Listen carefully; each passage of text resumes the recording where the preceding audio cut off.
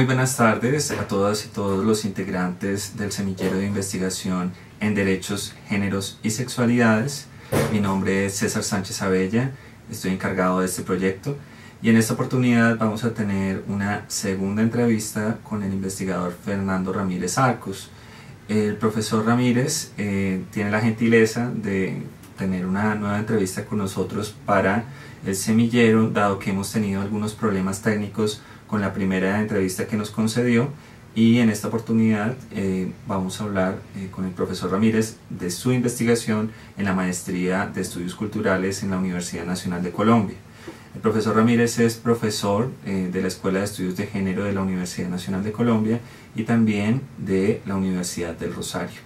Muchas gracias por aceptar nuevamente nuestra invitación. Dale, muchas gracias. Entonces, para empezar, nos gustaría reiterar muy brevemente algunas de las preguntas sobre las que reflexionamos con anterioridad. Sí. Y la primera de estas sería sobre el problema de investigación. Entonces, ¿cuál fue ese problema que desarrollaste en tu investigación de maestría? Bueno, yo hice una investigación sobre lugares donde los hombres se encuentran para tener sexo, acá en Bogotá. Yo me quedé solamente en una parte de la localidad de Chapinero acá.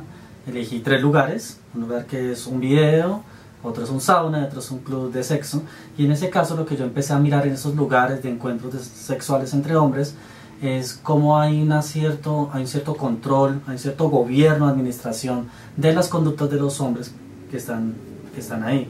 Entonces yo empecé bueno, por la parte teórica, a estar mucho más compenetrado con todo lo que empieza a hablar Michel Foucault desde el poder, especialmente de ese poder de gobierno, esa gubernamentalidad, donde le está diciendo de que las conductas de las personas, acá en la sociedad actual, en las sociedades neoliberales, estamos siendo conducidos de una manera u otra, con ciertos fines, ¿no? O sea, hay unos objetivos que están fijados de antemano y la gente de una u otra manera se experimenta a sí misma como libre, como autónoma, porque no siente ese tipo de relaciones de poder así directas que le están diciendo, generando cierto tipo de órdenes para que la gente obedezca, sino que se siente libre, se siente autónoma de una u otra manera y empieza a estar en la sociedad, a hacer cierto tipo de acciones en la sociedad. Pero lo que dice Michel Foucault es que de forma indirecta estamos siendo conducidos a ese tipo de fines. Entonces hay unas cuestiones dadas como verdad, naturalizadas, que consideramos naturales, que consideramos obvias, y a partir de ahí, de ese tipo de verdades que simplemente interiorizamos, y a partir de eso empezamos a vivir nuestras vidas y empezamos a relacionarnos con las otras personas y empezamos a relacionarnos con los espacios, es que ahí estamos siendo conducidos. Entonces él, por ejemplo, habla sobre el mercado, de una parte de sus clases que tuvo en el Collège de France y en algunos libros que han salido. Entonces él dice cómo de una otra manera este mercado de corte neoliberal en el siglo XX empieza de una otra forma a volver objeto de control cuestiones que antes ni siquiera se pensaban de control, ¿no? Entonces hay una economización de la vida, por decirlo de alguna manera, y eso fue lo que yo traté de empezar a mirar desde ahí, claro, con cierto tipo también de distancia, porque bueno, Foucault lo está pensando en los 70s, Francia y demás, e incluso el historiador pues también pensaba cómo empezaba a surgir esa cuestión, racionalidad política le llama él, neoliberal, es mirar qué pasa con ese tipo de conductas en estos lugares que se piensan en principio como completamente libres, ¿no? O sea, simplemente un hombre mayor de edad, porque esos tienen unos requisitos, que paga su entrada, que además tiene una vestimenta o tiene como una figura que diría, bueno, eso no va a poner en peligro lo que pasa acá, entra a este lugar y de una u otra manera pues puede tener el sexo que quiera con quien quiera.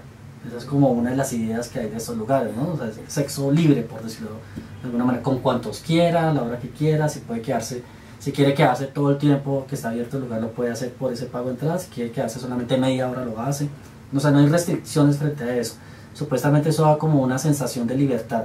Y es más, por lo menos en el club de sexo, el administrador o uno de los administradores, sobre todo los viernes, los fines de semana, viernes y sábado, hablaba por micrófono y había momentos en el discurso que él repetía que era eso. Esto es un lugar donde usted puede hacer lo que se le dé la gana. Esa era la frase que usaban o que tal vez todavía usan. Entonces, esa idea de libertad me llama mucha atención en estos lugares, porque lo que yo empecé a mirar es que en realidad sí hay ciertas formas en que están conduciendo las personas en dónde tener sexo, en dónde no puede tener sexo, y cómo hay, cómo esas conductas, esos comportamientos más bien que tienen las personas dentro de lugares obedecen a unos parámetros que coloca el mismo lugar, pero que también hacen parte de la sociedad donde estamos. Entonces yo empecé a mirar eso y empecé a ver como pues hay muchas cuestiones ahí en el tema de investigación que quedan por ahí reseñadas, que de todas maneras no termino de desarrollar porque no era el foco como tal de tema, pero bueno, hay mucho por decir en ese caso. Sin embargo, yo me enfoqué fue más que todo en eso, y empecé a mirar también cómo hay cierto tipo de discursos o más bien de verdades que hay referente a cuestiones como el cuerpo, ¿no?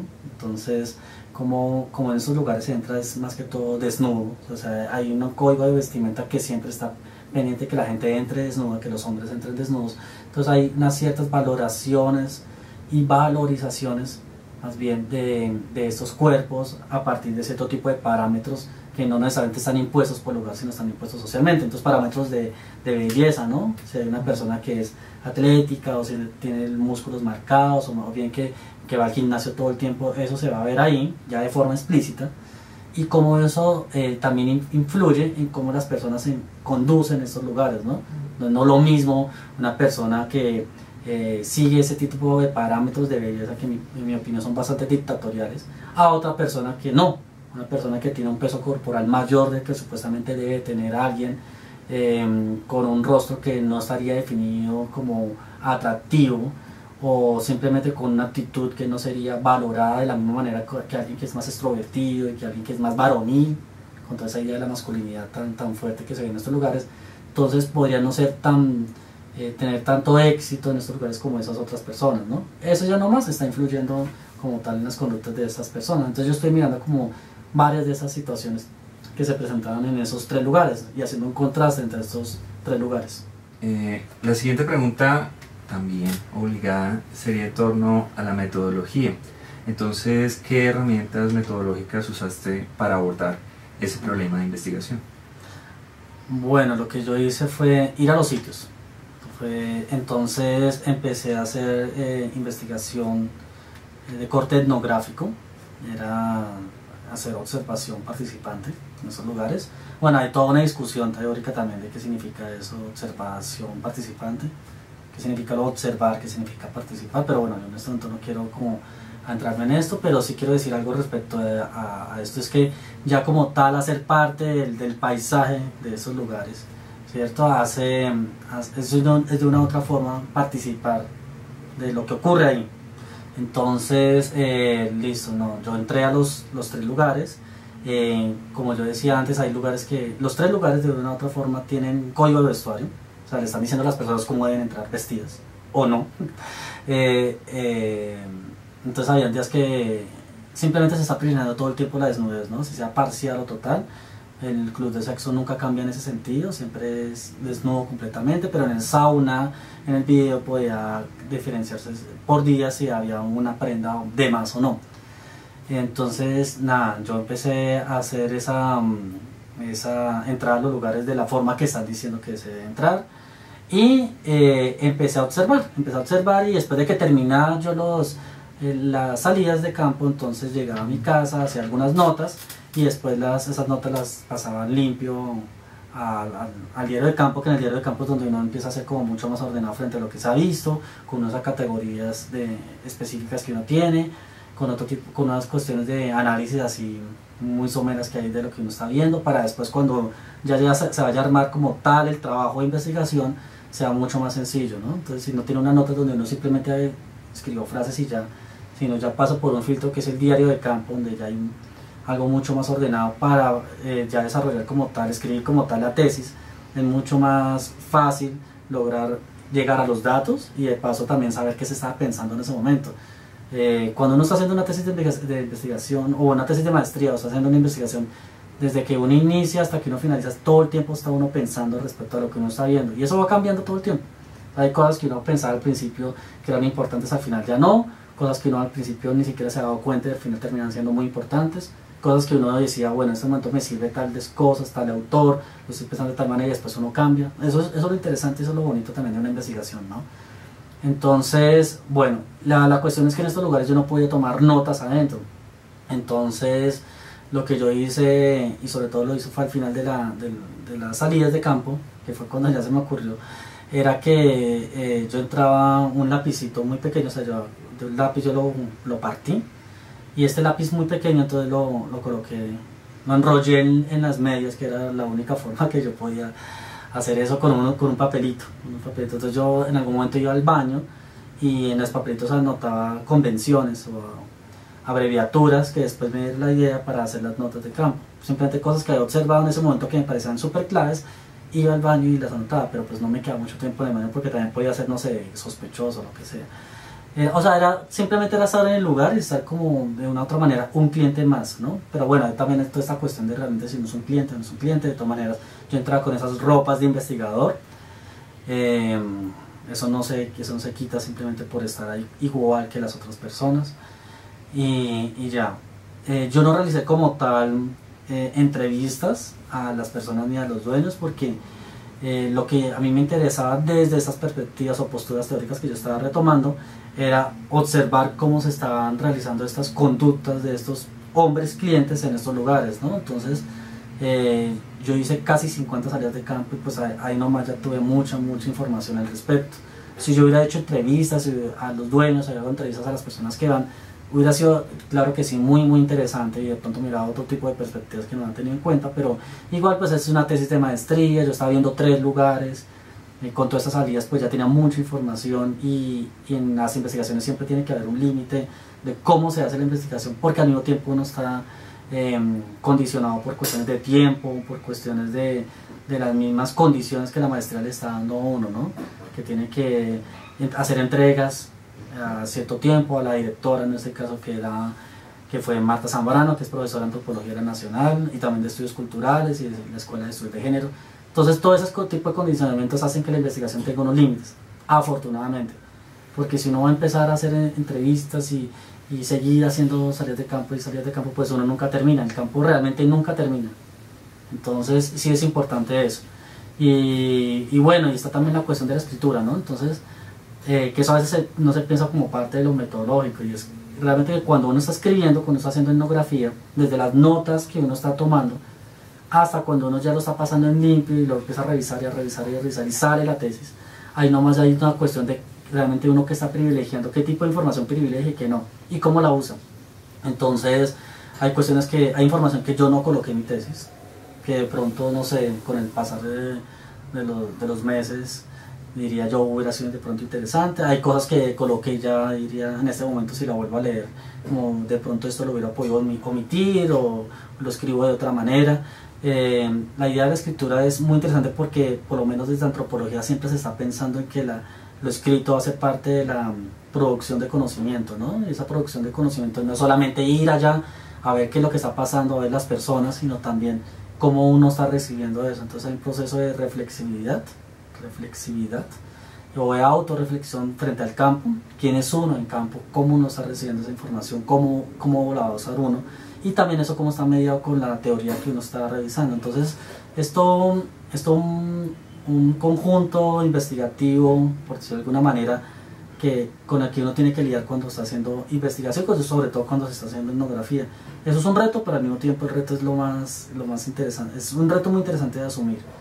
Y bueno, está por último la cuestión de que estos lugares no son, entre comillas, cualquier lugar en el que cualquier persona puede entrar o puede investigar tan fácilmente, ¿no? Son lugares de sexo, son lugares para hombres, que todavía siguen habiendo estigmas acá en Bogotá, a pesar de que han habido muchos avances en cuestiones de representación LGBTI a nivel nacional, o más que todo a nivel de Bogotá, en mi opinión.